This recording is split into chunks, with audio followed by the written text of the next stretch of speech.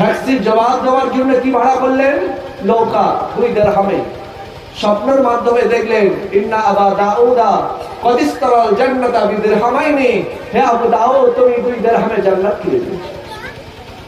শুধু তাই নয়, ওই যুগে একজন বাদশা ছিলেন, তার কানে এসেছে যে একটা মন্ত্রী খুব জুলুম করে, অত্যাচার করে। উনি মন্ত্রীকে ডেকেছেন, সবাই আছেন। ওই সমাজে বাদশা এখন হ্যাক্সি দিয়েছে, সবাই ইয়ারহামুকাল্লাহ করে বলেছিল, ছিলেন জান্নাতওয়ালা। এখন ওই মন্ত্রী সাহেব চুপ করে আছেন, কোনো জবাব দেন।